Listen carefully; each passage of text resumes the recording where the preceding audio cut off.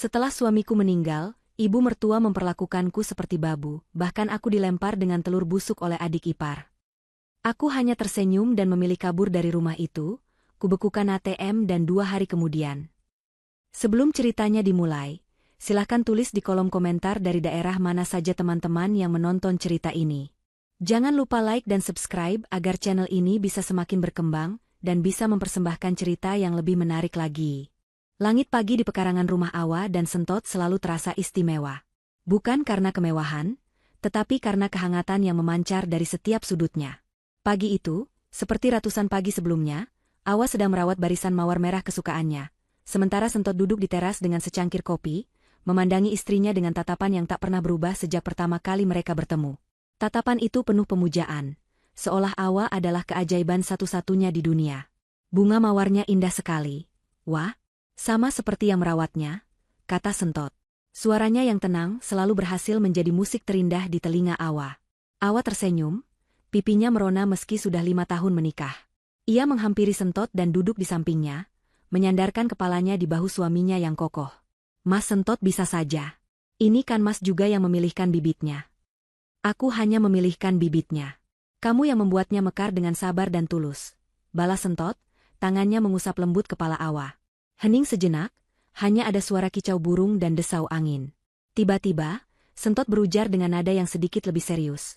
Wah, berjanjilah padaku. Awa mengangkat kepalanya. Berjanji apa, Mas? Apapun yang terjadi nanti, kamu harus kuat. Kamu harus selalu ingat bahwa kamu wanita yang hebat. Semua yang kulakukan, semua yang kupersiapkan, adalah untuk melindungimu. Mengerti? Kening Awa berkerut. Ini bukan pertama kalinya Sentot mengatakan hal seperti itu.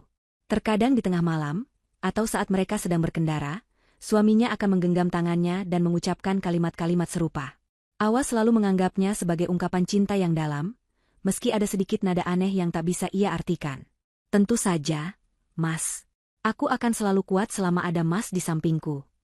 Sentot tersenyum, tetapi matanya menyiratkan sesuatu yang lebih dalam. Ia menarik Awa ke dalam pelukannya. Aku akan selalu di sampingmu, dengan atau tanpa wujudku, bisiknya pelan. Siang itu, Ibu Parni dan Salsa datang berkunjung tanpa pemberitahuan. Seperti biasa, kedatangan mereka mengubah atmosfer hangat rumah menjadi sedikit kaku. Ibu Parni, ibu mertuanya, selalu memasang senyum manis yang tidak pernah sampai ke matanya. Di balik pujian-pujiannya, selalu ada duri yang siap menusuk.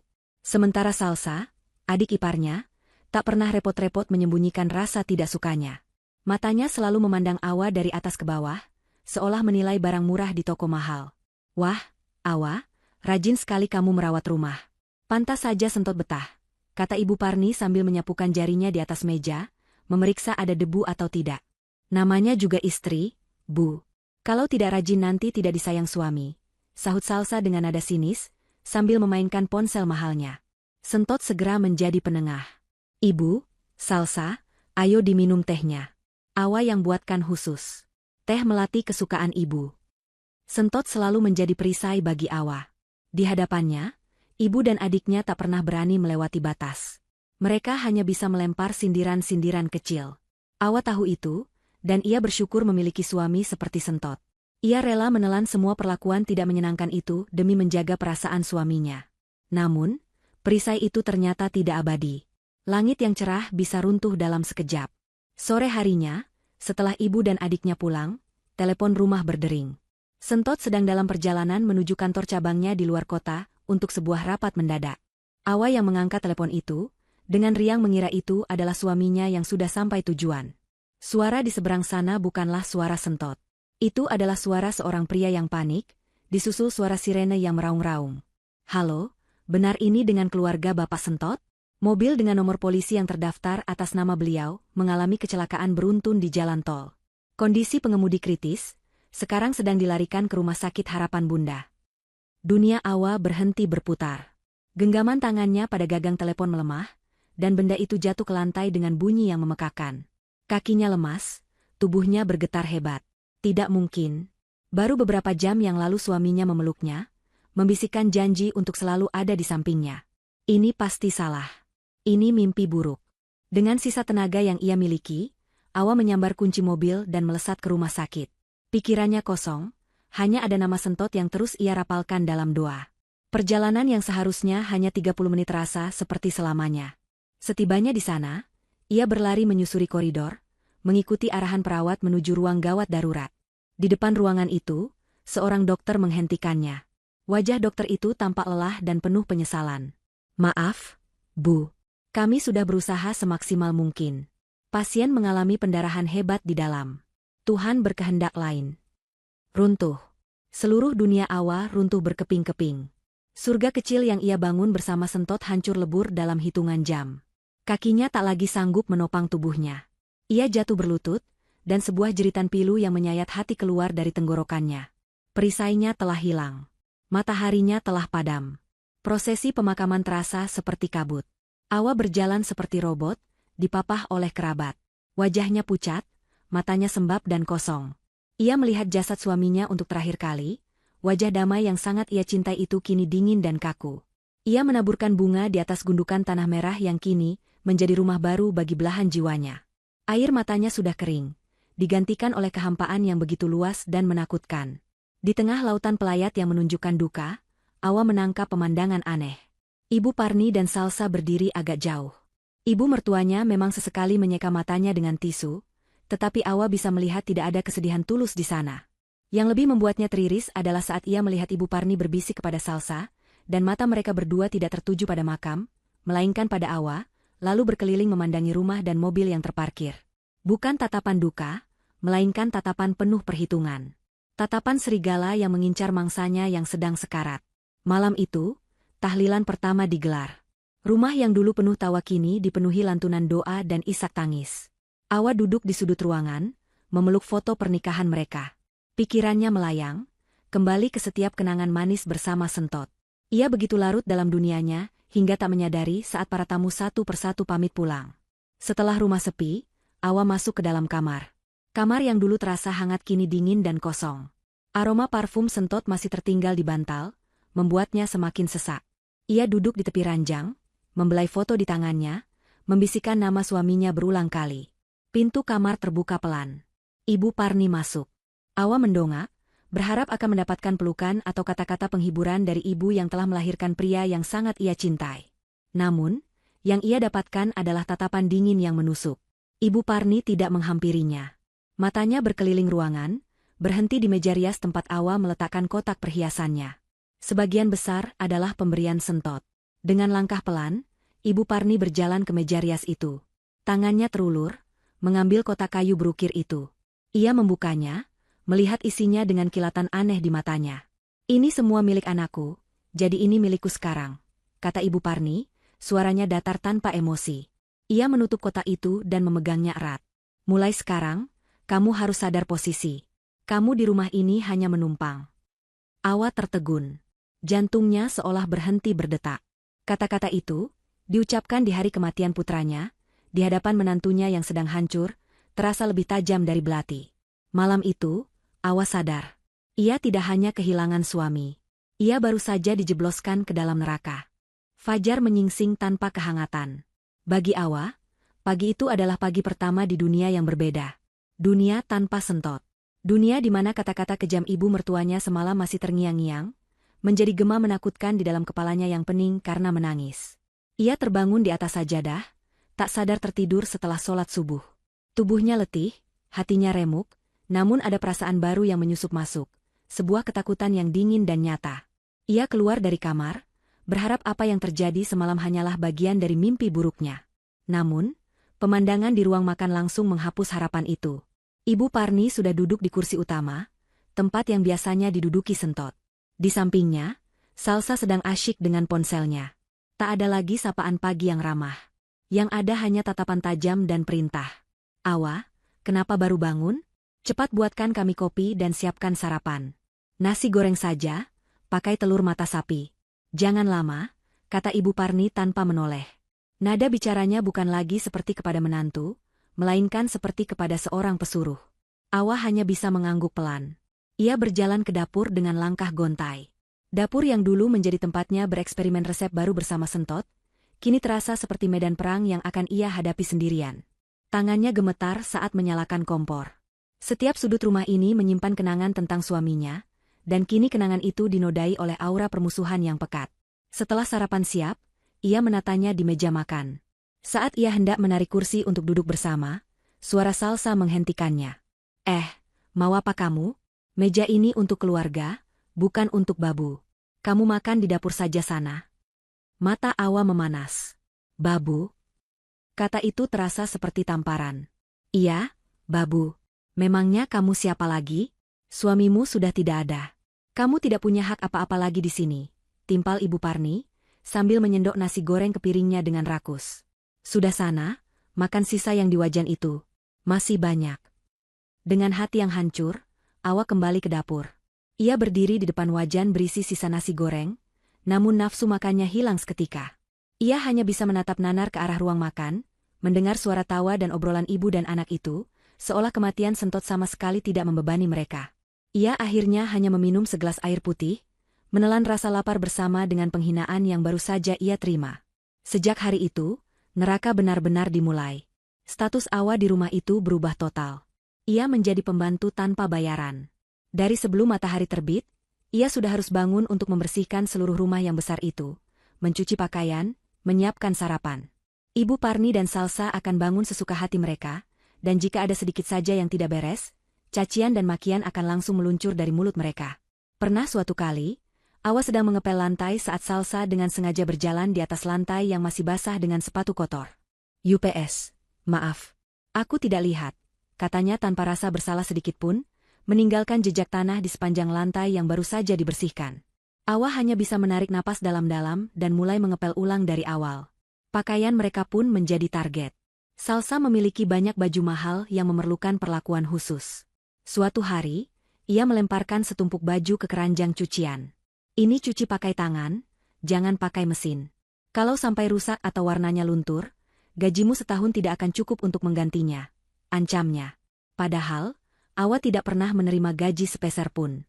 Ia melakukannya dengan hati-hati, merendam dan mengucek satu persatu. Namun saat sedang menjemur, Salsa datang dan menumpahkan segelas jus jeruk ke salah satu blus putih mahalnya. "Astaga, tanganku licin. Kamu sih, naruh jemuran di sini. Cepat cuci lagi, jangan malas." Setiap hari adalah siksaan baru. Awa semakin kurus. Lingkaran hitam di bawah matanya semakin pekat. Ia tidak hanya lelah secara fisik, tetapi juga mental. Ia merasa terisolasi. Ponselnya disita oleh Ibu Parni dengan alasan agar Awa bisa fokus, mengurus rumah, dan tidak boros pulsa. Ia tidak bisa menghubungi keluarganya sendiri yang tinggal di luar pulau. Setiap kali ada kerabat atau tetangga yang datang untuk mengucapkan belasungkawa, Ibu Parni dan Salsa akan memasang wajah sedih dan memperlakukan Awa dengan sangat baik di depan mereka. Kasihan sekali Awa ini, masih syok dia setelah ditinggal Sentot.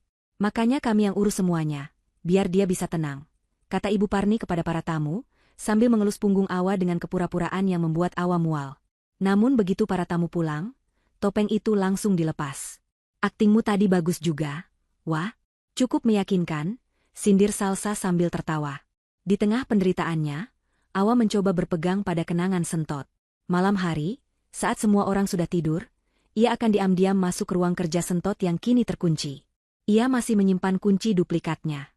Di sana, ia bisa menangis sepuasnya sambil memeluk kemeja suaminya yang masih tergantung rapi. Ia sering bertanya pada potret Sentot di atas meja. "Mas, apa yang harus aku lakukan? Aku tidak kuat."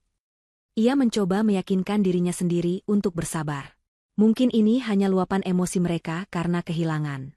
Mungkin setelah 40 hari, sikap mereka akan membaik. Ia harus bertahan demi menghormati keluarga suaminya. Harapan kecil itu menjadi satu-satunya pelita di dalam kegelapan hatinya. Namun, pelita itu dipadamkan dengan kejam pada suatu sore, sekitar seminggu setelah kematian Sentot. Awa sedang menyapu teras belakang, berusaha untuk tidak terlihat dan tidak terdengar. Dari ruang keluarga yang jendelanya terbuka, ia bisa mendengar Salsa sedang berbicara di telepon dengan salah satu temannya. Suaranya terdengar sangat ceria dan sombong. Sama sekali tidak seperti suara orang yang sedang berduka. "Iya dong, pestaku nanti harus yang paling mewah. Kamu harus datang ya," seru Salsa. "Soal biaya? Hahaha, tenang saja. Warisan dari Kak Sentot kan banyak banget. Cukuplah buat pesta, beli mobil baru, sama liburan ke Eropa." Awa berhenti menyapu. Jantungnya berdebar kencang. Salsa tertawa lagi, lebih keras. Keluarganya si Awa? Nggak usah dipikirin. Dia itu sekarang sudah nggak punya apa-apa. Tenang saja, ATM dan semua aset atas nama Kak Sentot sudah kami pegang. Si babu itu, dia tidak akan dapat apa-apa. Dia akan segera kami usir setelah uang duka habis. Paling setelah acara 40 harian. Biar nggak dikata-katain tetangga, gitu. DG. Waktu seolah berhenti. Kata-kata Salsa itu menghantam Awa seperti palu godam. Si babu itu tidak akan dapat apa-apa. Segera kami usir. Semuanya menjadi jelas. Ini bukan duka. Ini bukan luapan emosi. Ini adalah sebuah rencana. Rencana licik dan kejam yang sudah mereka siapkan entah sejak kapan. Mereka hanya memanfaatkan kematian Sentot untuk mengambil alih segalanya dan menyingkirkannya. Kesabarannya selama ini, pengharapannya, semua terasa sia-sia dan bodoh. Ia telah ditipu mentah-mentah. Sapu di tangannya jatuh ke lantai. Tubuhnya gemetar, tapi bukan karena takut atau sedih. Kali ini berbeda. Rasa sakit yang teramat sangat itu perlahan berubah menjadi sesuatu yang lain. Sesuatu yang dingin, keras, dan tajam. Di dasar hatinya yang paling dalam, sebuah keputusan mulai terbentuk. Harapan untuk bertahan di rumah itu telah mati. Kini, yang ada hanyalah rencana untuk keluar dari neraka ini. Bukan sebagai korban yang terusir, tetapi sebagai pemenang yang akan mengambil kembali apa yang menjadi haknya. Kejernihan yang datang setelah badai emosi adalah hal yang menakutkan. Setelah mendengar percakapan Salsa di telepon, Awa tidak lagi merasakan gelombang kesedihan yang membuatnya sesak. Kesedihan itu masih ada, bersemayam di sudut hatinya sebagai duka abadi atas kepergian Sentot, namun kini ia dilapisi oleh sesuatu yang lain. Sesuatu yang dingin, keras, dan padat seperti es. Ia mengambil sapu yang tadi terjatuh, genggamannya kini terasa lebih kuat dan mantap. Ia melanjutkan menyapu halaman, setiap gerakannya menjadi lebih terukur, lebih disengaja. Ia tidak lagi bergerak seperti korban yang kebingungan, melainkan seperti seorang prajurit yang sedang memetakan medan perang dalam diam. Perubahan itu begitu halus sehingga Ibu Parni dan Salsa tidak menyadarinya. Mereka justru melihat sikap Awa yang baru sebagai tanda kemenangan mereka. Awa menjadi lebih pendiam, lebih patuh, dan tidak pernah lagi menunjukkan sorot mata terluka setiap kali mereka menghinanya. Ia mengerjakan semua perintah tanpa membantah. Bahkan terkadang ia sudah mengerjakan sesuatu sebelum diperintah. Jika disuruh membersihkan kamar mandi, ia akan membersihkannya hingga berkilau. Jika disuruh memasak, ia akan memasak hidangan yang persis seperti yang mereka minta. Lihat, Bu. Akhirnya dia sadar juga posisinya di mana, kata Salsa dengan nada sombong suatu malam. Sudah patah semangatnya. Baguslah, jadi tidak akan merepotkan sampai kita usir nanti. Ibu Parni tersenyum puas. Tentu saja. Wanita lemah sepertinya mana bisa bertahan. Tanpa Sentot, dia bukan apa-apa. Mereka mengira telah berhasil mematahkan jiwa Awa. Padahal, yang terjadi adalah sebaliknya. Kepatuhan Awa adalah sebuah kamuflase. Pikirannya tidak lagi kosong oleh duka, melainkan bekerja dengan kecepatan penuh. Ia menjadi pengamat yang tajam di rumahnya sendiri. Ia memperhatikan di mana Ibu Parni menyimpan kunci-kunci, jam berapa biasanya mereka pergi berbelanja atau arisan, dan di mana mereka meletakkan buku-buku tagihan dan dokumen. Setiap informasi ia simpan baik-baik di dalam benaknya. Misinya yang pertama dan terpenting saat ini adalah menemukan buku harian Sentot yang berisi kunci misterius itu. Ia ingat Sentot biasa menyimpannya di ruang kerja. Ruangan itu kini selalu dikunci oleh Ibu Parni. Kesempatan datang 3 hari kemudian. Ibu Parni dan Salsa akan pergi ke sebuah mal untuk bertemu teman arisan mereka. Ini adalah pertama kalinya Awa akan ditinggal sendirian di rumah sejak kematian Sentot. Awa, kami pergi dulu. Jangan coba macam. Semua pintu sudah kami kunci dari luar, kecuali pintu belakang. Bersihkan semua jendela di rumah ini sampai mengilap. Kalau kami pulang masih ada debu, tahu sendiri akibatnya. Perintah Ibu Parni sebelum pergi. Jantung Awa berdebar kencang. Inilah kesempatannya. Setelah suara mobil mereka menghilang di kejauhan, Awa tidak langsung bergerak. Ia menunggu 15 menit untuk memastikan mereka benar-benar sudah jauh. Kemudian, ia bergegas menuju ruang kerja. Benar saja, pintunya terkunci. Tapi Awa tidak panik. Ia ingat pernah melihat Ibu Parni menyimpan beberapa kunci cadangan di dalam sebuah kaleng biskuit tua di atas lemari dapur. Dengan hati-hati, ia mengambil kaleng itu. Di dalamnya ada beberapa kunci. Ia mencobanya satu persatu. Pada percobaan ketiga, pintu ruang kerja itu terbuka dengan bunyi klik yang pelan. Ruangan itu masih persis seperti saat Sentot meninggalkannya. Aroma kopi dan kertas yang khas langsung menyergap indranya, membuat hatinya nyeri sejenak. Tapi ia segera menepis perasaan itu. Waktunya tidak banyak. Ia mulai mencari. Di rak buku, di laci meja, di tumpukan dokumen. Waktu terus berjalan. 10 menit, 20 menit. Buku harian itu tidak ada di tempat biasanya. Awa mulai panik. Mungkinkah sudah dibuang oleh Ibu Parni? Tepat saat ia hampir menyerah, matanya tertuju pada sebuah foto besar Sentot yang sedang tersenyum, terpajang di dinding. Sesuatu di dalam dirinya menyuruhnya untuk memeriksa bagian belakang foto itu. Dengan tangan gemetar, ia menurunkan bingkai foto yang berat itu.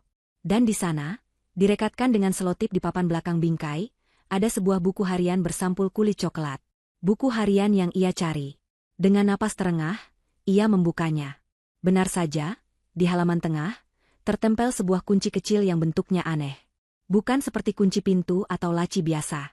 Awa segera mengambilnya, lalu mengembalikan buku harian dan foto itu ke tempatnya semula. Ia mengunci kembali pintu ruang kerja dan meletakkan kunci itu persis seperti posisi awalnya di dalam kaleng biskuit. Tidak ada jejak yang ia tinggalkan. Keesokan harinya, drama baru dimulai. Ibu Parni memanggil Awa ke ruang makan. Di atas meja, ia meletakkan beberapa lembar uang ratusan ribu. Ini uang untuk belanja ke pasar. Beli semua bahan untuk masak rendang, sayur asem, dan pepes ikan. Aku sudah tulis daftarnya. Jangan coba-coba kamu lebihkan harganya untuk ambil untung. Bawa kembali semua kembaliannya, sampai ke receh terakhir. Catat semua pengeluaranmu. Awa menerima uang dan daftar itu dengan tenang. Baik, Bu. Ia pergi ke pasar, membeli semua bahan yang diperlukan dengan teliti. Ia bahkan menawar beberapa harga untuk mendapatkan yang lebih murah. Ia menyimpan struk dari kios daging dan mencatat semua pengeluaran lainnya di secari kertas. Ia yakin uang kembaliannya akan pas. Namun, Awa tidak tahu bahwa di rumah, sebuah perangkap sedang disiapkan.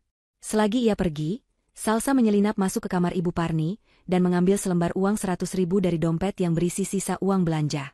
Ia melakukannya sambil tersenyum licik. Saat Awa kembali, Ibu Parni sudah menunggunya dengan wajah galak. Mana kembaliannya? Awa menyerahkan sisa uang beserta catatan dan struknya. Ibu Parni menghitungnya dengan cepat, lalu melempar uang itu ke meja. Wajahnya memerah karena marah. Di mana sisanya? Ini kurang 100 ribu. Kamu pikir aku bodoh, tidak bisa menghitung? Awa terkejut.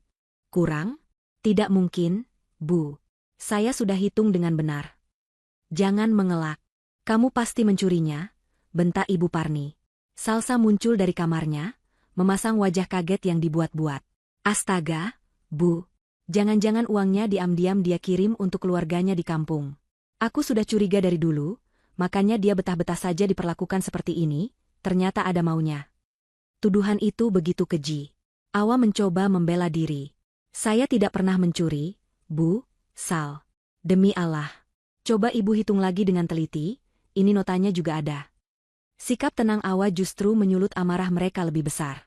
Bagi mereka, seorang babu yang dituduh mencuri seharusnya menangis dan memohon ampun, bukan mencoba berargumen dengan tenang. Ketenangan Awa adalah bentuk pembangkangan yang tidak bisa mereka terima. Berani kamu melawan? Ya? Dasar maling tidak tahu diri, jerit Salsa. Amarahnya memuncak. Ia berjalan cepat ke dapur, matanya liar mencari sesuatu untuk melampiaskan emosinya. Di dekat tempat sampah, ada sebuah keranjang kecil berisi beberapa bumbu dapur dan sebutir telur yang sudah retak dan mengeluarkan bau aneh. Telur busuk yang lupa dibuang. Tanpa berpikir panjang, ia menyambar telur itu. Ia kembali ke ruang depan, di mana Awa masih berdiri mematung. Kebetulan saat itu, seorang penjual sayur langganan mereka sedang lewat di depan rumah yang pagarnya terbuka. Ia berhenti sejenak untuk menyapa. Momen itu justru menjadi panggung bagi Salsa. Ia ingin menunjukkan kekuasaannya, ingin mempermalukan Awa di depan umum. Ini balasan untuk pembantu pencuri sepertimu, teriak Salsa, lalu melemparkan telur busuk itu dengan sekuat tenaga. Plok! Telur itu pecah tepat di pipi Awa. Cairan kental berwarna kuning kehijauan yang lengket dan berbau busuk luar biasa menyebar di wajahnya, sebagian menetes ke bajunya. Bau anyir dan asam yang menyengat langsung menusuk hidung. Penjual sayur itu ternganga kaget, menutup mulutnya tak percaya. Ibu Parni hanya tersenyum sinis, puas dengan tindakan putrinya. Awa tidak bergerak. Ia hanya diam, Merasakan dinginnya cairan telur busuk itu mengalir perlahan di kulitnya. Ia bisa merasakan tatapan iba dari si penjual sayur dan tatapan kemenangan dari kedua iblis di hadapannya. Ia tidak menangis. Ia tidak berteriak. Ia hanya menatap lurus ke arah Salsa. Sorot matanya begitu kosong, dingin, dan tajam hingga membuat tawa kemenangan Salsa tersangkut di tenggorokannya. Ada sesuatu dalam tatapan Awa yang membuatnya bergidik ngeri. Malam harinya, Awa masuk ke kamarnya. Ia tidak langsung membersihkan wajahnya. Ia berdiri di depan cermin, menatap pantulan dirinya yang kotor dan terhina. Wajah cantik yang dulu selalu dipuji sentot kini ternoda oleh cairan menjijikan. Inilah titik terendah dalam hidupnya. Titik di mana harga dirinya diinjak-injak hingga tak bersisa. Perlahan, bibirnya yang gemetar mulai membentuk sebuah senyuman. Bukan senyum kebahagiaan atau kesedihan. Itu adalah senyum dingin yang penuh dengan janji pembalasan. Penghinaan ini adalah yang terakhir. Ini adalah bahan bakar yang ia butuhkan. Ia tidak akan lagi bertahan. Ia akan melawan. Dengan langkah mantap, ia berbalik dari cermin, mengambil kunci aneh yang ia sembunyikan, dan berjalan menuju ruang kerja Sentot. Ia tidak lagi peduli jika ada yang mendengar. Rasa takutnya telah sepenuhnya menguap, digantikan oleh bara api yang membara. Hujan telur busuk hari ini tidak menghancurkannya. Sebaliknya, hujan itu telah menyirami benih perlawanan di dalam dirinya, hingga siap untuk tumbuh dan mekar. Pagi setelah insiden telur busuk, Awa terbangun sebagai pribadi yang sepenuhnya baru. Ia berjalan ke kamar mandi dan menyalakan pancuran air. Di bawah guyuran air yang dingin, ia menggosok wajah dan rambutnya kuat-kuat, seolah bukan hanya membersihkan sisa kotoran fisik, tetapi juga mengikis habis sisa-sisa kepasrahan dan kelemahan dari dalam jiwanya. Saat ia menatap cermin setelahnya, yang balas menatapnya bukanlah lagi seorang janda malang yang kebingungan, melainkan seorang wanita dengan tatapan mata yang fokus dan dipenuhi tujuan. Ia keluar dari kamar dan langsung menuju dapur, memulai rutinitasnya seperti biasa. Ibu Parni dan Salsa yang melihatnya tampak sedikit heran. Mereka mengira Awa akan mengurung diri di kamar, menangis, atau setidaknya menunjukkan wajah murung. Tapi Awa tampak biasa saja, bahkan terlalu biasa. Ia menyajikan sarapan tanpa mengucapkan sepatah kata pun, gerakannya efisien dan nyaris tanpa suara. Ia telah membangun sebuah dinding tak kasat mata di sekelilingnya, dan di balik dinding itu, otaknya bekerja menyusun sebuah rencana besar. Beberapa hari kemudian, suasana rumah menjadi lebih ramai. Ulang tahun Salsa yang ke-25 akan segera tiba. Bagi Salsa dan Ibu Parni, ini bukan sekadar perayaan ulang tahun biasa. Ini adalah kesempatan emas untuk memamerkan status sosial baru mereka kepada teman-teman dan kerabat. Mereka ingin menunjukkan bahwa bahkan setelah kematian Sentot, mereka tetap hidup dalam kemewahan, bahkan lebih mewah dari sebelumnya. Sore itu, mereka memanggil Awa ke ruang keluarga. Di atas meja kopi tersebar beberapa majalah mode dan kuliner. Salsa menatap Awa dengan dagu terangkat, seolah seorang ratu yang akan memberi titah pada abdinya. Dengar, Awa. Minggu depan aku ulang tahun. Aku akan mengundang sekitar 50 orang teman-temanku ke rumah ini. Pestanya harus sempurna, kata Salsa, nadanya penuh penekanan. Ibu Parni menyodorkan secari kertas. Ini daftar makanan yang harus kamu masak. Semuanya. Aku tidak mau tahu, kamu tidak boleh tidur sekalipun untuk menyiapkannya. Harus ada beef Wellington, salmon and croûte, lasagna, mac and cheese, salad buah premium, dan beberapa kue-kue mahal. Jangan sampai ada yang kurang atau rasanya tidak enak. Kalau pestaku sampai gagal karena masakanmu, aku akan pastikan kamu menyesal seumur hidup. Awa mengambil daftar itu.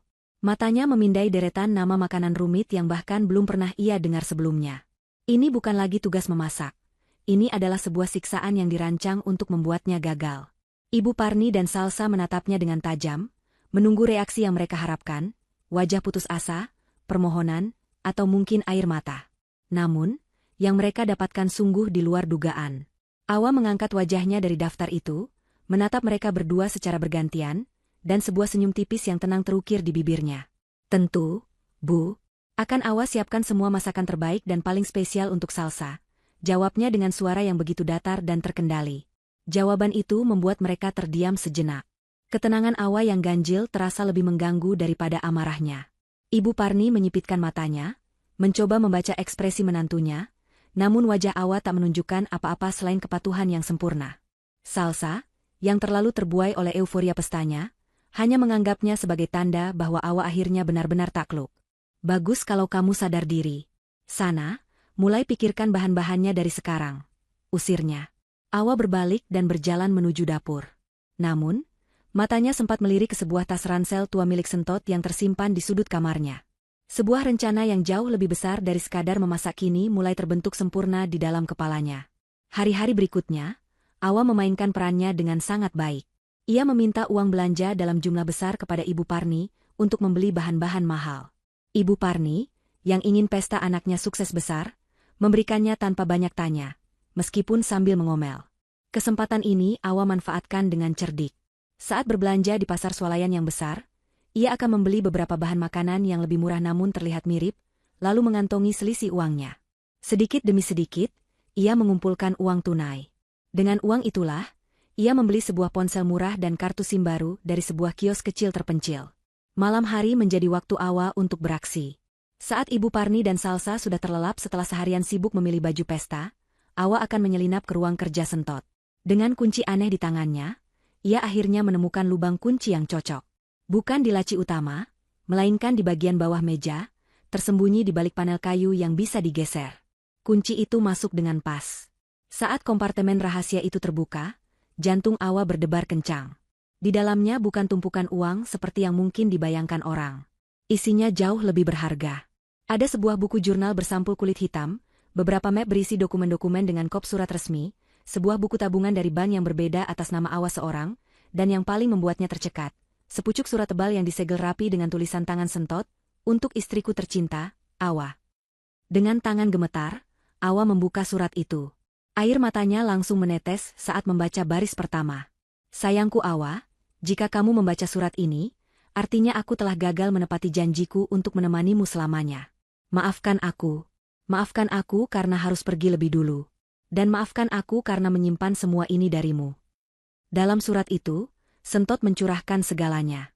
Ia menjelaskan bahwa ia tahu betul sifat serakah ibu dan adiknya. Ia sudah lama melihat cara mereka memandang Awa, bukan dengan kasih sayang, melainkan dengan iri dan dengki.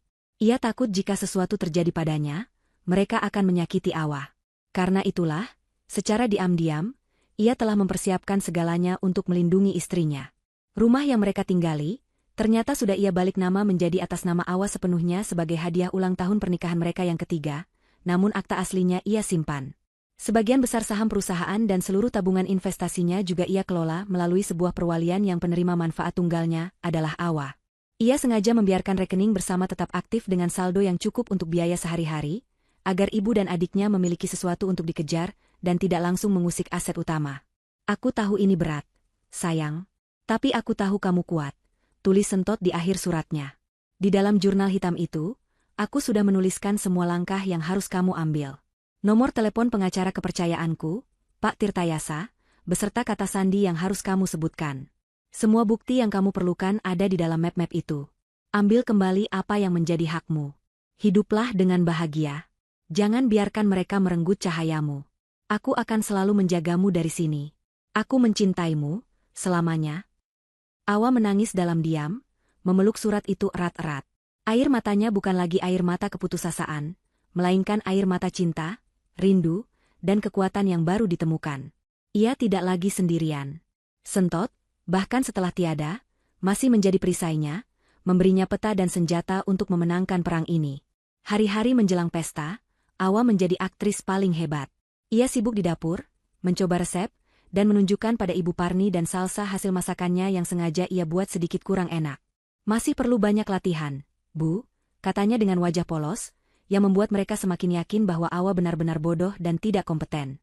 Mereka tidak tahu, di dalam ransel tuanya, semua dokumen berharga, jurnal, dan ponsel barunya sudah tersimpan rapi. Akhirnya, hari yang ditunggu-tunggu tiba. Pagi di hari ulang tahun Salsa. Rumah sudah dihias dengan balon dan pita murahan pilihan Salsa. Ibu Parni dan Salsa masih tidur nyenyak. Kelelahan setelah semalaman membahas gaun mana yang akan mereka kenakan. Semalam, mereka memberikan Awa daftar belanjaan terakhir yang sangat panjang, dan memerintahkannya untuk pergi ke pasar paling pagi agar semua bahan segar. Pukul 5 pagi, alarm di kamar Ibu Parni berbunyi. Ia bangun dengan malas, lalu menggedor pintu kamar Awa dengan keras. Awa, cepat bangun. Sudah jam berapa ini? Cepat ke pasar. Jangan sampai ada bahan yang kurang. Hening. Tidak ada jawaban. Ibu Parni menggedor lebih keras. amarahnya mulai naik. Awa, kamu tuli?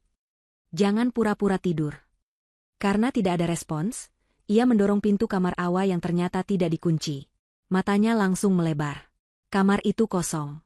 Tempat tidurnya rapi sempurna, seolah tidak pernah ditiduri. Di atas bantal, tergeletak kertas daftar menu pesta yang ia berikan kemarin.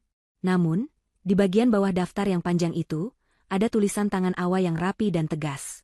3 kata sederhana yang terasa seperti sebuah ledakan bom di pagi buta itu. Masak saja sendiri. Ibu Parni ternganga, tangannya gemetar karena marah. Saat itulah, ia menyadari ini bukan lagi tentang masakan. Ini adalah deklarasi perang. Di saat yang bersamaan, puluhan kilometer dari rumah itu, Awa sedang duduk di dalam bus pertama yang menuju pusat kota. Wajahnya tenang, membiarkan sinar matahari pagi yang baru terbit menyinari wajahnya. Ini bukan lagi fajar yang kelabu. Ini adalah fajar kebebasan. Perjalanan bus di pagi buta itu terasa seperti transisi antara dua dunia. Di belakang Awa, tertinggal sebuah rumah yang telah menjadi penjara nerakanya, penuh dengan kenangan pahit dan penghinaan. Di hadapannya, membentang sebuah kota yang perlahan menggeliat bangun, menjanjikan sesuatu yang belum pernah ia rasakan sebelumnya. Ketidakpastian yang dibalut dengan harapan. Ini adalah fajar kebebasan. Awa duduk di dekat jendela, membiarkan angin pagi yang sejuk menerpa wajahnya.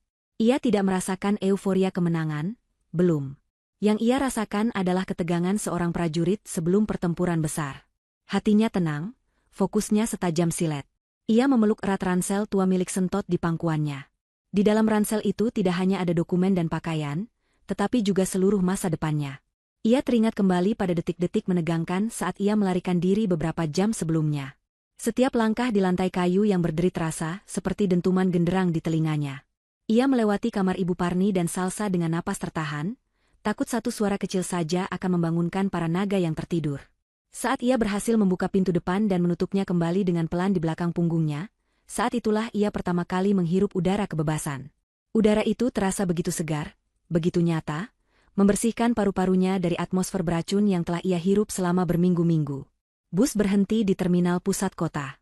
Awa turun dengan langkah mantap. Tujuannya bukan mencari tempat persembunyian, bukan pula menghubungi kerabat.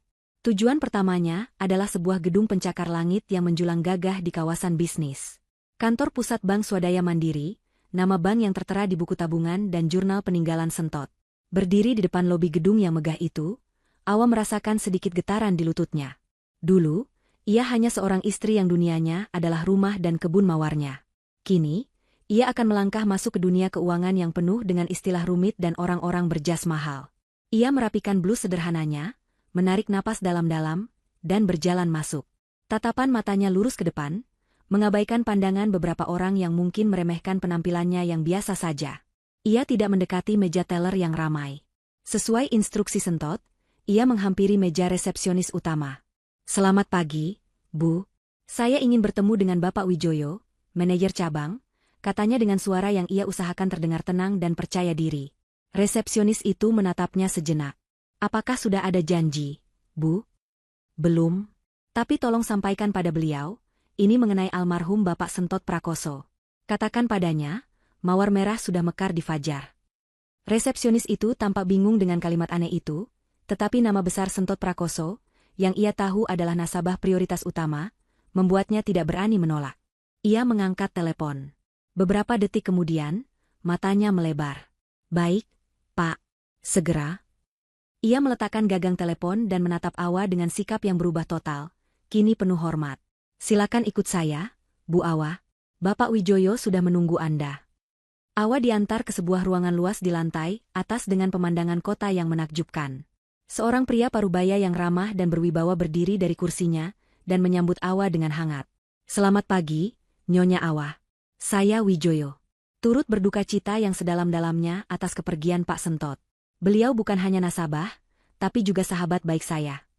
Di dalam ruangan yang aman itu, Awa akhirnya bisa merasakan ketegangannya sedikit mereda. Pak Wijoyo mempersilakannya duduk, lalu membuka sebuah berkas digital di komputernya yang dilindungi beberapa lapis kata sandi. "Pak Sentot adalah orang yang sangat visioner dan penuh persiapan," kata Pak Wijoyo. "Beliau sudah mempersiapkan ini bertahun-tahun yang lalu." Beliau berkata, "Pak Wijoyo, saya titipkan masa depan istri saya di tangan Anda. Berkas ini hanya boleh dibuka olehnya, dengan kata sandi yang hanya kami berdua yang tahu. Pak Wijoyo memutar layar komputernya ke arah Awa. Apa yang Awa lihat selanjutnya membuatnya menahan napas. Deretan angka yang begitu panjang, rincian portofolio saham di berbagai perusahaan besar, deposito, dan sebuah rekening utama atas nama Awa Larasati. Jumlahnya jauh melampaui apapun yang pernah ia bayangkan. Ia tahu Sentot adalah pengusaha sukses, tetapi ia tidak pernah menyangka suaminya telah membangun sebuah kerajaan finansial yang begitu kokoh untuknya. Air mata haru mulai menggenang di pelupuk matanya. Ini bukan tentang uangnya, ini tentang bukti cinta dan perlindungan Sentot yang begitu luar biasa. Sesuai instruksi beliau, lanjut Pak Wijoyo, semua aset ini berada di bawah perwalian yang aman dan tidak bisa diakses oleh siapapun selain Anda sebagai penerima manfaat tunggal. Lalu, apa langkah pertama yang ingin Nyonya ambil? Awa menyeka air matanya. Wajahnya kini menunjukkan tekad yang membara. Ia membuka jurnal Sentot dan membacakan instruksi pertama. Langkah pertama, saya instruksikan pihak bank untuk membekukan secara permanen rekening bersama nomor sekian atas nama Sentot Prakoso dan Parni Wiryo.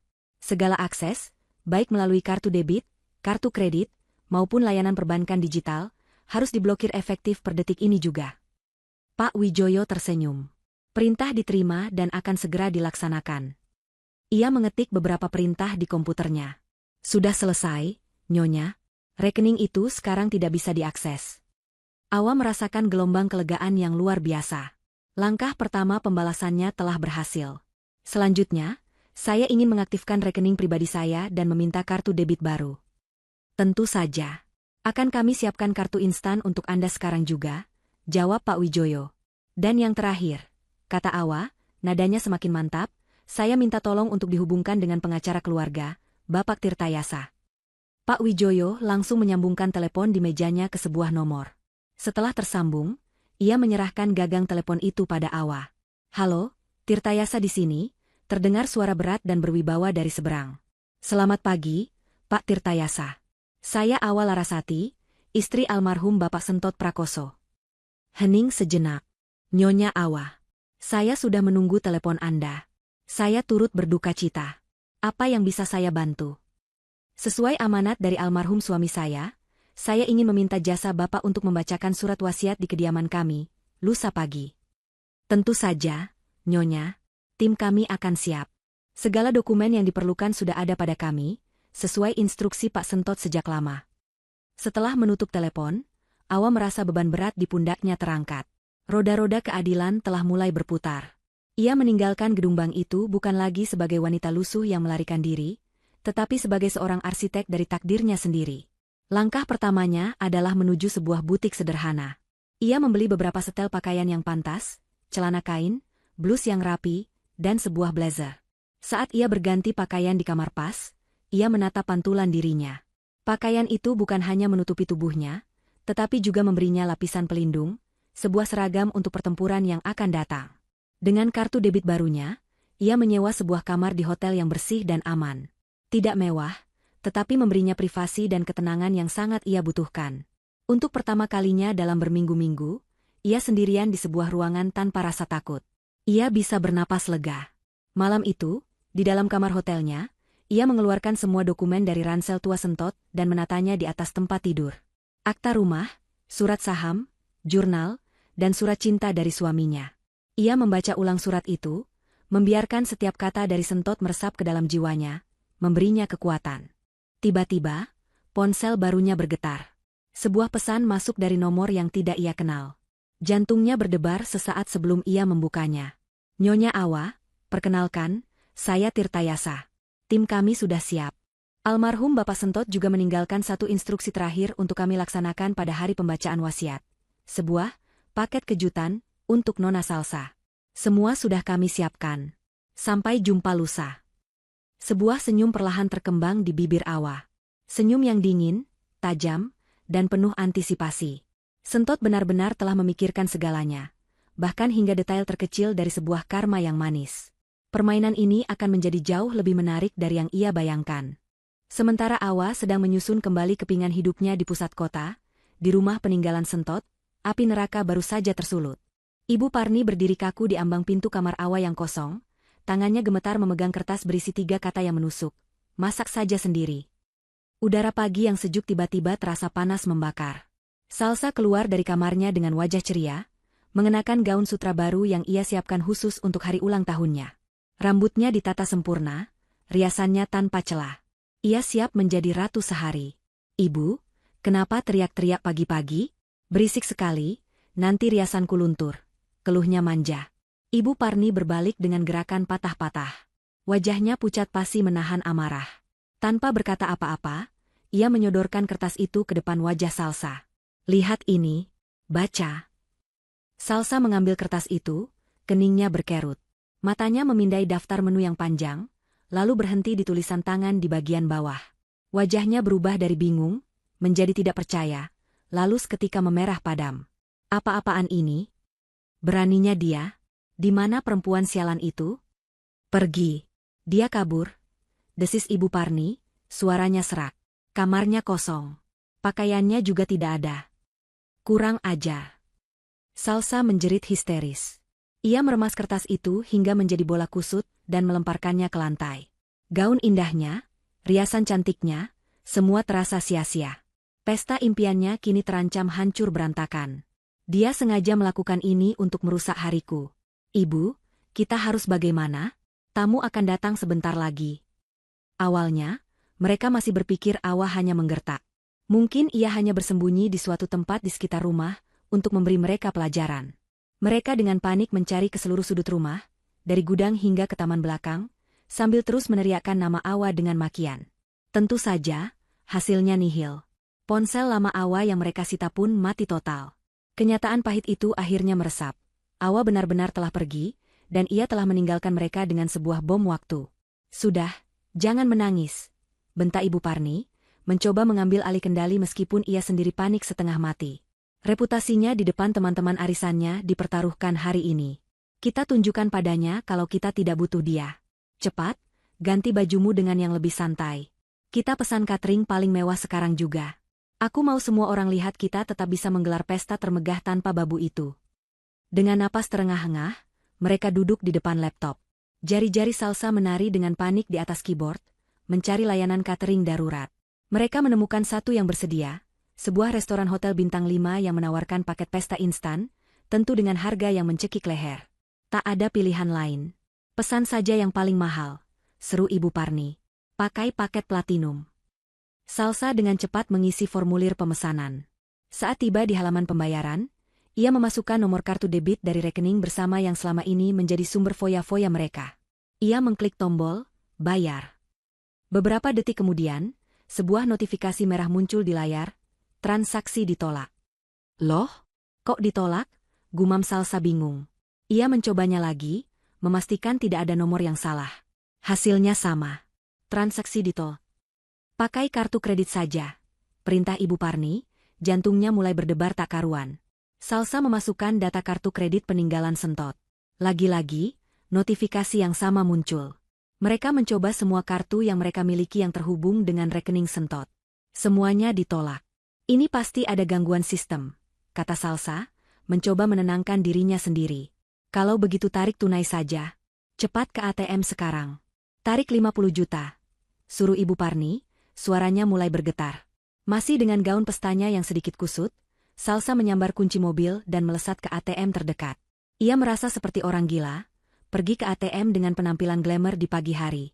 Ia memasukkan kartu dengan kasar, menekan PIN, dan memilih menu tarik tunai dengan jumlah maksimal. Layar ATM memproses sejenak, lalu menampilkan pesan yang membuat darahnya serasa membeku. "Transaksi tidak dapat diproses. Kartu Anda telah diblokir. Silakan hubungi bank Anda." Rasa dingin yang mengerikan menjalari tulang punggung Salsa. Ini bukan gangguan sistem. Ini disengaja. Awa. Pasti perempuan itu dalangnya. Dengan tangan gemetar, ia kembali ke rumah dan menyampaikan kabar buruk itu. Wajah Ibu Parni berubah seputih kapur. Mereka terperangkap. Mereka punya rumah mewah, gaun mahal, tetapi tidak punya uang sepeser pun. Tamu pertama mulai berdatangan tepat pukul 11 siang. Ibu Parni dan Salsa terpaksa memasang senyum palsu, menyambut mereka dengan gugup. "Silakan masuk, silakan. Aduh maaf ya, meja makannya masih kosong. Catering eksklusif kami dari Jakarta sedang sedikit terlambat, macet di jalan," dalih Ibu Parni. Keringat dingin mulai membasahi pelipisnya. Awalnya, para tamu masih percaya. Mereka mengobrol, berfoto-foto, dan memuji dekorasi rumah. Tapi 1 jam berlalu, lalu 2 jam. Perut mereka mulai keroncongan. Tidak ada tanda-tanda makanan akan datang. Jangankan makanan, segelas minuman pun tidak tersaji. Suasana yang tadinya meriah perlahan berubah menjadi canggung. Bisik-bisik mulai terdengar dari sudut ke sudut. Ini sebenarnya pesta ulang tahun atau latihan puasa? Sindir seorang wanita sosialita dengan sinis. Katanya Katring dari Jakarta, kok sampai sekarang belum muncul? Jangan-jangan cuma bohongan, timpal yang lain. Wajah Ibu Parni dan Salsa sudah seperti kepiting rebus. Mereka hanya bisa tersenyum kaku, sementara telinga mereka panas mendengar cemoohan yang semakin jelas. Pesta yang seharusnya menjadi panggung kemegahan mereka kini, berubah menjadi panggung penghinaan massal. Beberapa tamu yang tidak sabar mulai pamit pulang dengan alasan dibuat-buat. Di tengah kekacauan itu, bel pintu berbunyi. Salsa, dengan sisa harapan terakhirnya, berlari membukakan pintu. Mungkin ini keajaiban. Mungkin ada teman yang berbaik hati mengirimkan makanan. Di depan pintu berdiri seorang kurir pengiriman, membawa sebuah kotak berukuran sedang yang dibungkus dengan kertas kado berwarna emas yang sangat indah. Untuk Nona Salsa. Selamat ulang tahun, kata kurir itu sambil menyerahkan kotak. Secercah kegembiraan muncul di hati Salsa. Setidaknya ada satu kado indah di hari yang mengerikan ini. Ia membawa kotak itu ke ruang tengah, di hadapan beberapa tamu yang masih tersisa, yang kini menatapnya dengan rasa ingin tahu. Wah, kado dari siapa? Sal? Kelihatannya mahal, kata seorang temannya. Dengan penuh semangat, Salsa merobek kertas kado itu. Ia membuka tutup kotaknya. Harapannya adalah sebuah tas bermerek, atau mungkin parfum mahal. Matanya berbinar. Namun, saat ia melihat isinya, binar itu meredup, digantikan oleh kengerian dan amarah yang meluap-luap. Di dalam kotak itu, di atas lapisan kertas sutra yang lembut, tergeletak sebuah telur busuk. Telur yang sama menjijikannya dengan yang pernah ia lemparkan ke wajah Awa. Di samping telur itu, ada sebuah kartu kecil dengan tulisan tangan kaligrafi yang indah. Katanya suka yang spesial. Ini masakan spesial dariku. Selamat menikmati kehancuranmu. Tulisan tangan itu tidak salah lagi. Itu tulisan tangan Awa. Para tamu yang ikut mengintip langsung terkesiap, lalu beberapa di antara mereka tidak bisa menahan tawa. Penghinaan ini begitu telak, begitu pribadi, dan begitu sempurna. Arg. Salsa menjerit sekeras-kerasnya. Bukan jeritan bahagia seorang gadis yang berulang tahun, melainkan jeritan seekor binatang yang terluka dan dipermalukan di depan umum. Ia membanting kotak itu ke lantai, membuat bau busuk yang menyengat menyebar ke seluruh ruangan. Pesta ulang tahunnya telah resmi menjadi sebuah malapetaka. 2 hari setelah pesta yang menjadi malapetaka itu, rumah besar peninggalan Sentot terasa seperti kapal karam yang terdampar. Atmosfernya tidak lagi hanya tegang, tetapi beracun. Sisa-sisa dekorasi pesta yang layu masih menempel di dinding, menjadi pengingat bisu akan penghinaan yang mereka alami. Lantai rumah lengket dan kotor, piring-piring bekas mie instan menumpuk di wastafel. Tidak ada lagi Awa yang membersihkan, tidak ada lagi Awa yang memasak. Yang ada hanya Ibu Parni dan Salsa, 2 ratu yang tiba-tiba harus menghadapi kenyataan bahwa istana mereka tidak bisa mengurus dirinya sendiri. Mereka menjadi mudah tersinggung, saling menyalahkan dalam bisik-bisik penuh kebencian. Ini semua karena ibu terlalu memanjakan babu itu. Desi Salsa sambil menatap pantulan wajahnya yang kuyu di layar ponselnya yang mati. Justru kamu yang salah. Kalau saja kamu tidak melemparnya dengan telur busuk, mungkin dia tidak akan senekat ini. Balas Ibu Parni tak kalah sengit. Arogansi mereka telah menguap, digantikan oleh ketakutan yang dingin dan menggerogoti. Mereka terputus dari dunia. Tanpa uang, tanpa akses ke rekening, mereka terjebak. Mereka tidak berani keluar rumah karena malu, dan tidak bisa melakukan apa-apa di dalam rumah selain menunggu. Menunggu sesuatu, entah apa. Pagi itu, di hari kedua setelah pesta, bel pintu berbunyi. Suaranya yang nyaring terasa memekakan di tengah keheningan rumah yang mencekam. Ibu Parni, dengan rambut acak-acakan dan masih mengenakan daster kusam, berjalan gontai membukakan pintu. Ia mengira itu hanyalah petugas sensus atau sales yang salah alamat. Namun, yang berdiri di ambang pintunya bukanlah orang biasa. Sebuah mobil sedan hitam mewah yang mengilap terparkir di halaman. Di depan pintu, berdiri 3 orang pria berpenampilan sangat profesional. Semuanya mengenakan setelan jas mahal berwarna gelap, kemeja putih bersih, dan sepatu kulit yang berkilat. Pria yang berdiri paling depan, usianya sekitar 50-an, memiliki aura tenang dan berwibawa. Tatapan matanya tajam dan cerdas. Mereka tampak begitu kontras dengan keadaan Ibu Parni dan kondisi rumah yang berantakan. "Selamat pagi," sapa pria itu dengan suara yang berat dan jelas. "Benar ini kediaman keluarga almarhum Bapak Sentot Prakoso?" Ibu Parni hanya bisa mengangguk bingung. "Perkenalkan, saya Tirtayasa. Dan ini adalah tim saya dari kantor hukum Tirtayasa Rekan. Kami datang ke sini atas nama klien kami, almarhum Bapak Sentot, untuk menjalankan sebuah amanat penting." Salsa, yang mendengar suara orang asing, segera keluar dari kamarnya. Matanya yang tadinya sayu langsung berbinar melihat mobil mewah dan penampilan para tamu itu. Kata, "Amanat penting," terdengar seperti musik di telinganya. Pasti ini yang mereka tunggu-tunggu. Pembagian harta warisan. Seketika, rasa putus asa mereka sirna, digantikan oleh keserakahan yang sudah menjadi sifat alami mereka. Sikap mereka berubah drastis. Ibu Parni menegakkan punggungnya, mencoba terlihat seperti nyonya rumah yang terhormat. "Oh, pengacara. Kenapa baru datang sekarang? Seharusnya masalah ini diurus sejak lama." "Ya sudah, ayo masuk," katanya dengan nada memerintah, seolah ia sedang melakukan kebaikan dengan mengizinkan mereka masuk. Salsa pun tak mau kalah. Ia menyibakkan rambutnya dan tersenyum manis yang dibuat-buat. "Silakan, Pak. Anggap saja rumah sendiri. Maaf ya rumahnya agak berantakan, pembantu kami baru saja berhenti kerja." Pak Tirtayasa dan timnya masuk. Tatapan mereka tetap profesional, tidak menunjukkan reaksi apapun melihat keadaan rumah yang kacau.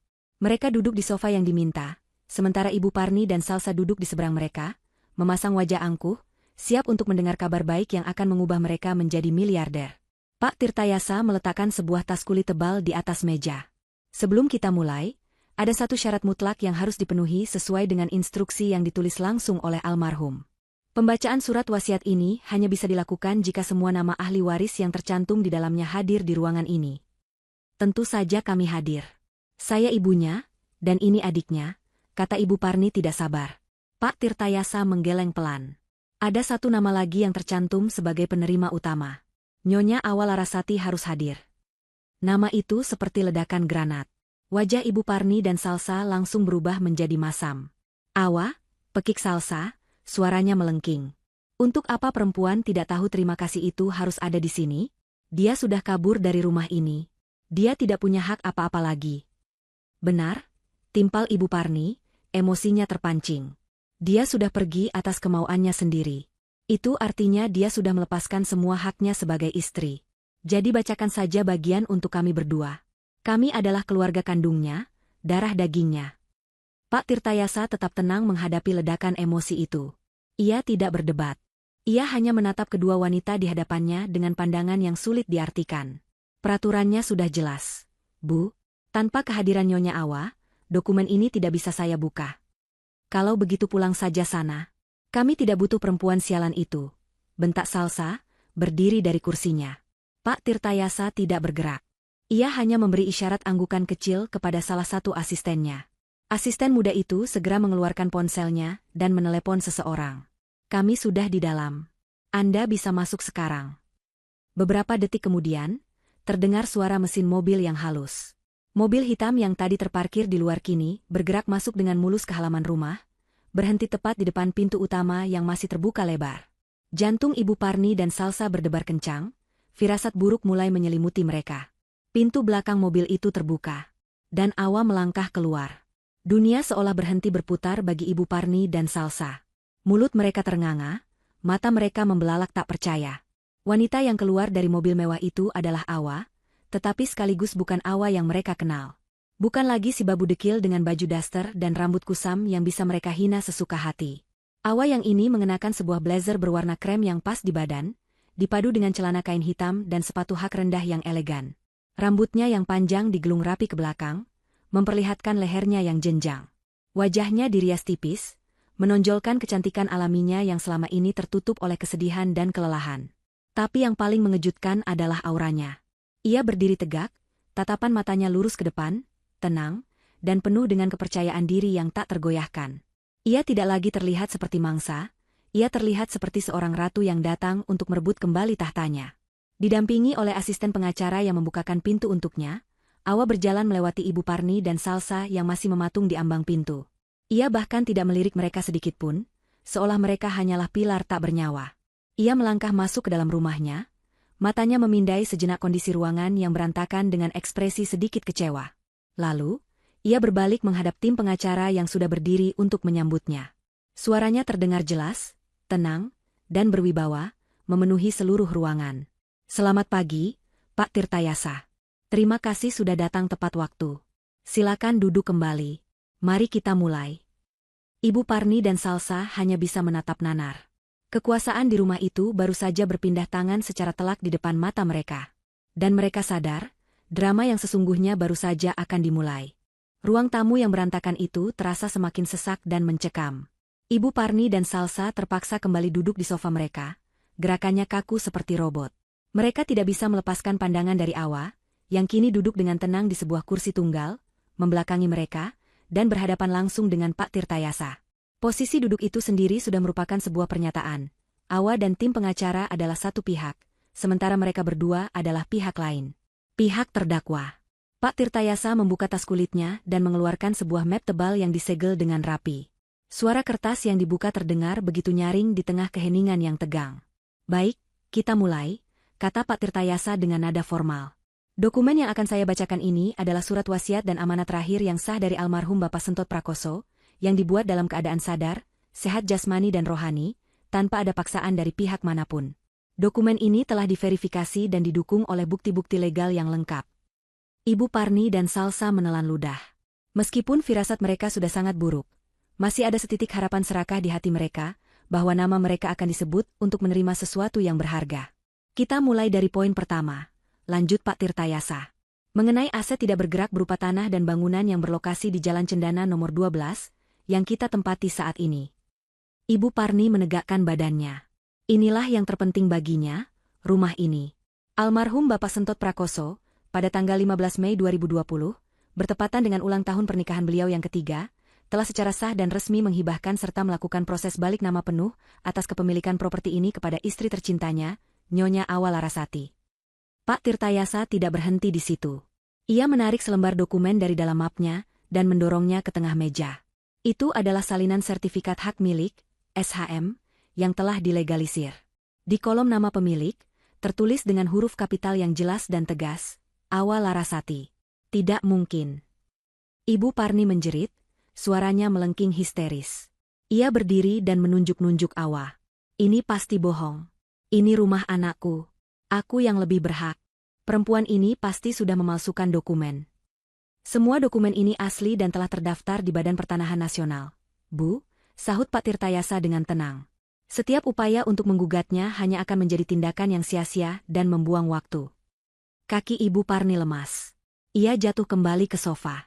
Kenyataan itu menghantamnya seperti batu besar.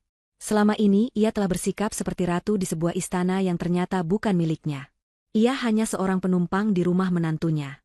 Sebelum mereka sempat mencerna pukulan pertama, Pak Tirtayasa sudah melayangkan pukulan kedua yang jauh lebih mematikan. Poin kedua.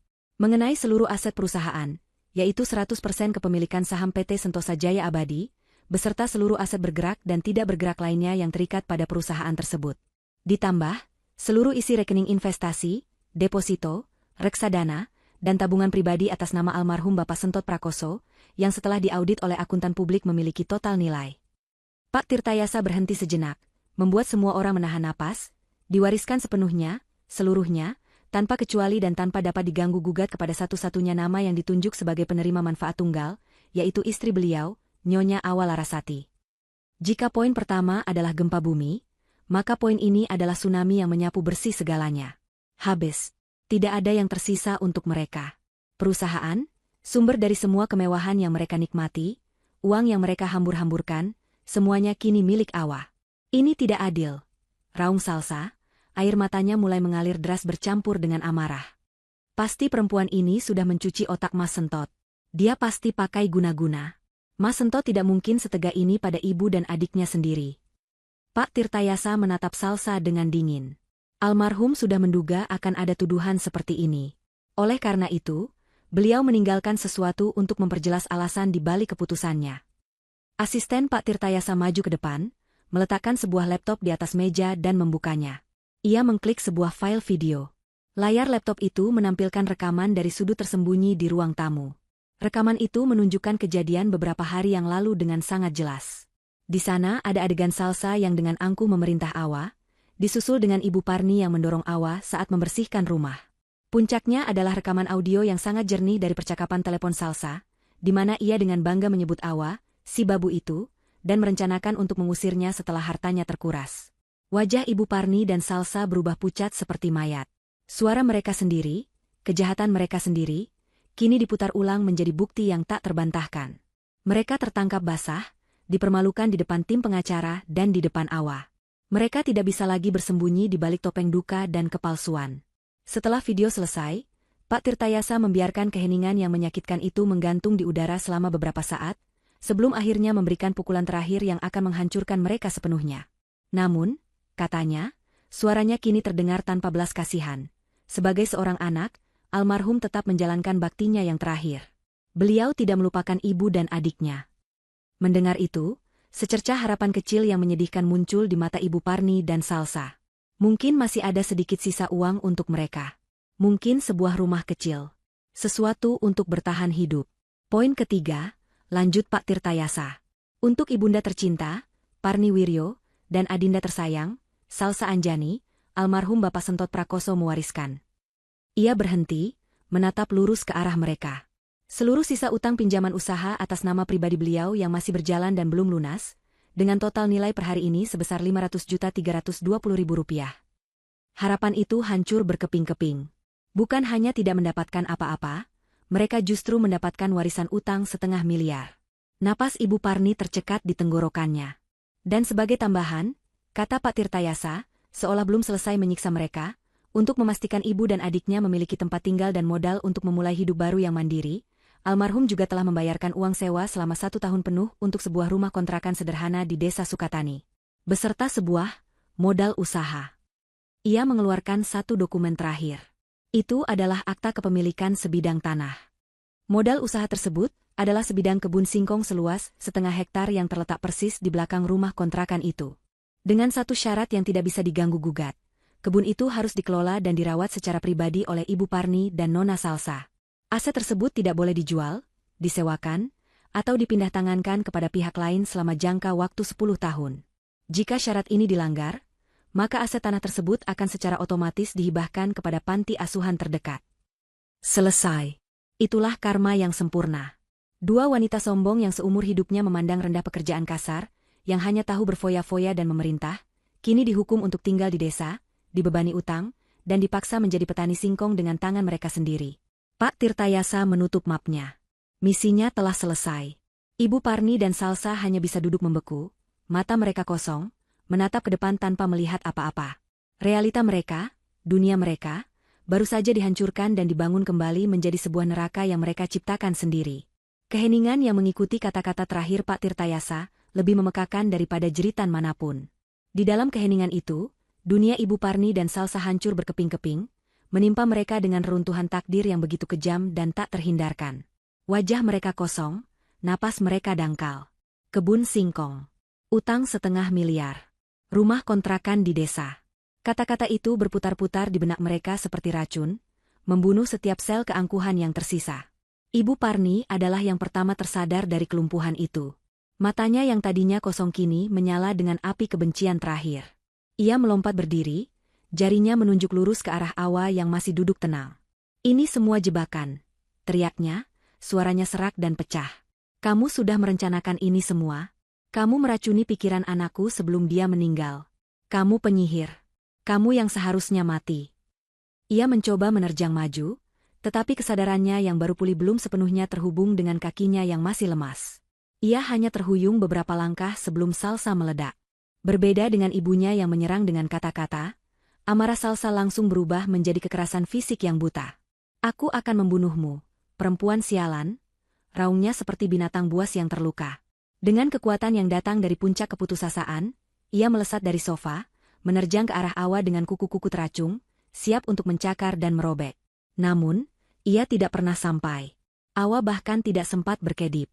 Dua asisten muda Pak Tirtayasa, yang selama ini berdiri diam di dekat pintu, bergerak dengan kecepatan dan efisiensi yang terlatih. Sebelum Salsa bisa mencapai Awa, kedua pria itu sudah berada di antara mereka. Satu orang menahan bahu Salsa, sementara yang lain memegang lengannya. Gerakan mereka cepat, tegas, dan tidak menyakitkan, tetapi mengunci Salsa dengan begitu efektif, hingga ia tidak bisa bergerak sama sekali. Barulah saat itu Ibu Parni dan Salsa sadar, mereka bukan hanya berhadapan dengan pengacara, mereka berhadapan dengan sebuah tim yang sudah mempersiapkan segalanya. Salsa meronta-ronta dalam cengkeraman mereka, tenaganya yang besar terkuras sia-sia. Ia menjerit dan menangis, tetapi kini suaranya terdengar begitu lemah dan menyedihkan. Di tengah kekacauan itu, Awa akhirnya berdiri.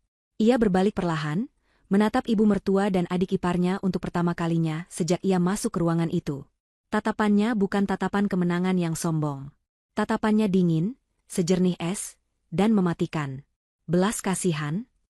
Suara Awa terdengar pelan, namun setiap katanya tajam seperti bilah pisau, membelah keributan di ruangan itu. Mereka berdua langsung terdiam, terpaku oleh suara yang selama ini hanya mereka dengar dalam bisikan patuh. Kalian bicara tentang belas kasihan? Awa melangkah pelan mendekati mereka. Di mana belas kasihan kalian saat kalian menyuruhku makan sisa makanan dari wajan di dapur, sementara kalian tertawa di meja makan? Setiap kalimatnya adalah sebuah tamparan. Di mana belas kasihan kalian saat kalian sengaja merusak hasil kerjaku, menumpahkan kopi, mengotori lantai, lalu menuduhku malas? Ia berhenti tepat di depan Salsa yang masih ditahan. Ia menatap lurus ke mata adik iparnya yang kini dipenuhi air mata ketakutan. Dan di mana belas kasihanmu, Salsa, saat kamu mengambil telur paling busuk yang bisa kamu temukan, dan melemparkannya ke wajahku di depan semua orang? Apakah kamu memikirkan belas kasihan saat itu? Salsa hanya bisa menggeleng lemah, isak tangisnya semakin menjadi. Awa kemudian memalingkan wajahnya, seolah melihat mereka lebih lama akan mengotori matanya. Rumah ini, katanya sambil memandang sekeliling, adalah tempat aku membangun surga kecilku bersama Mas Sentot. Setiap sudutnya menyimpan kenangan tentang cintanya, kebaikannya. Aku tidak akan pernah membiarkan kenangan suci itu dinodai lebih lama lagi oleh kehadiran orang-orang yang hatinya lebih busuk daripada telur yang kalian banggakan. Ia kembali menatap Pak Tirtayasa. Pak, saya berikan mereka waktu 2 kali 24 jam. 48 jam dari sekarang untuk mengemasi semua barang-barang pribadi mereka dan pergi dari rumah saya. Penekanan pada kata saya begitu kuat dan final. Setelah batas waktu itu habis, jika mereka masih berada di properti saya serahkan sepenuhnya kepada Bapak untuk mengambil tindakan hukum yang diperlukan, termasuk melibatkan pihak berwajib untuk mengusir mereka secara paksa. Ancaman pengusiran paksa oleh polisi adalah pukulan terakhir yang meruntuhkan sisa-sisa pertahanan mereka. Seketika, amarah mereka lenyap, digantikan oleh kepanikan dan ketakutan yang paling mendasar. Mereka akhirnya sadar bahwa permainan telah benar-benar berakhir. Awa jangan, nak jangan usir kami. Ibu Parni adalah yang pertama ambruk. Ia jatuh berlutut di lantai, merangkak dan mencoba memegang kaki Awa. Ibu mohon ampun, Awa, ibu salah. Ibu hilaf. Melihat ibunya bersujud, Salsa pun ikut luruh ke lantai saat cengkeraman para penjaga sedikit mengendur. Ia menangis meraung-raung, tidak lagi dengan amarah, tetapi dengan permohonan yang begitu hina. Kak Awa, maafkan Salsa, jangan buang kami. Kak, kami mau tinggal di mana? Kami mau makan apa? Maafkan kami, Kak. Mereka yang dulu begitu angkuh, yang memanggilnya Babu, kini bersujud di kakinya, memanggilnya Nak, dan Kak, memohon sisa remah belas kasihan. Itu adalah pemandangan yang menyedihkan, sebuah potret sempurna dari keangkuhan yang telah dihancurkan hingga menjadi debu. Awa menatap mereka yang bersujud di bawahnya. Tidak ada rasa iba di hatinya. Tidak juga ada rasa puas. Yang ada hanyalah perasaan hampa. Mereka sudah tidak berarti apa-apa lagi baginya. Tanpa mengucapkan sepatah kata pun lagi, ia berbalik. Urusan saya di sini sudah selesai, Pak Tirtayasa, katanya kepada pengacara. Saya akan menunggu kabar dari Anda di hotel. Ia berjalan lurus menuju pintu keluar, tidak pernah menoleh ke belakang. Ia meninggalkan mereka yang masih menangis dan memohon di lantai, di bawah pengawasan tim pengacara. Ia tidak perlu melihat kehancuran mereka lebih lama. Kemenangan sejatinya bukanlah dengan melihat mereka menderita, tetapi dengan melangkah pergi untuk memulai hidupnya sendiri. Keesokan harinya, sebuah truk pikap tua berhenti di depan rumah megah itu. Pemandangan itu menarik perhatian seluruh tetangga. Ibu Parni dan Salsa, dengan wajah bengkak dan pakaian kusam, mulai mengangkut barang-barang mereka keluar dari rumah. Bukan perabotan mewah atau barang elektronik canggih. Sesuai instruksi pengacara, mereka hanya boleh membawa pakaian dan barang-barang pribadi mereka. Kota-kota kardus usang itu tampak begitu kontras dengan kemegahan rumah yang mereka tinggalkan. Para tetangga mulai berkumpul dari kejauhan. Ada si penjual sayur yang menjadi saksi insiden telur busuk. Ada ibu-ibu yang dulu sering mendengar teriakan Ibu Parni pada Awa. Mereka tidak datang untuk membantu. Mereka datang untuk menonton. Mereka berbisik-bisik, beberapa bahkan tidak bisa menyembunyikan senyum puas di wajah mereka. Keadilan ilahi sedang dipertontonkan secara langsung di depan mata mereka.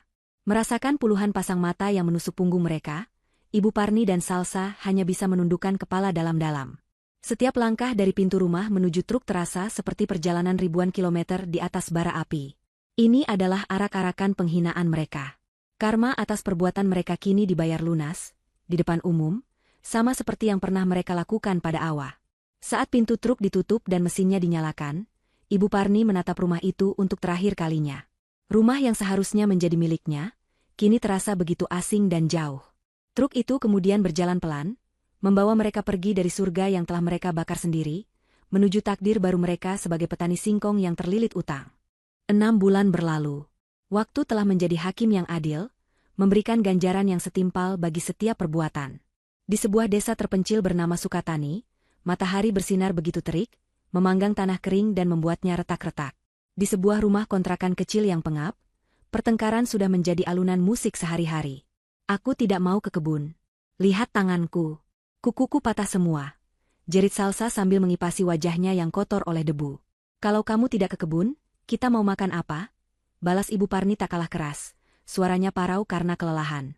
Utang kita semakin menumpuk. Pemilik warung sudah menagih terus. Kehidupan mereka adalah sebuah neraka yang nyata. Kebun singkong yang seharusnya menjadi modal usaha kini terbengkalai, hanya ditumbuhi ilalang. Mereka tidak punya keahlian, tidak punya kemauan, dan yang terpenting, tidak punya lagi keangkuhan untuk memerintah orang lain. Para petani lokal hanya menertawakan mereka. 2 wanita kota yang sombong itu telah menjadi bahan lelucon di seluruh desa.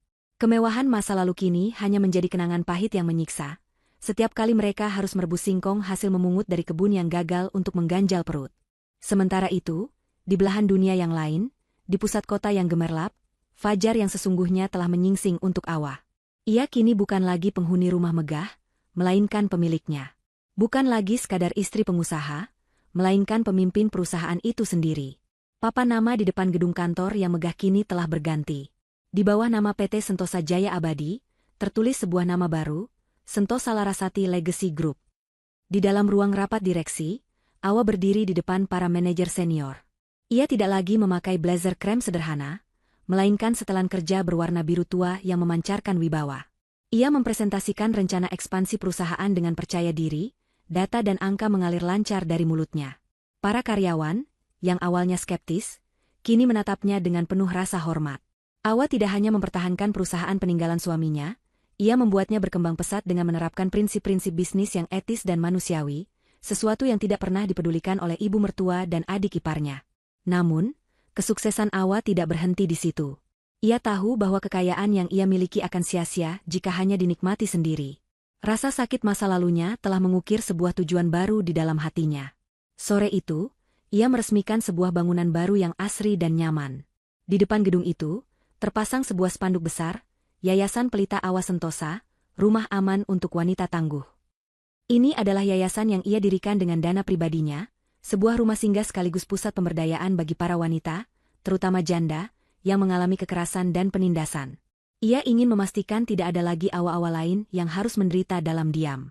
Saat ia menggunting pita peresmian, diiringi tepuk tangan haru dari para wanita penghuni pertama rumah aman itu, Awa merasakan kebahagiaan yang jauh lebih besar daripada saat ia mendengar nilai asetnya di bank. Ia telah mengubah lukanya menjadi obat bagi orang lain.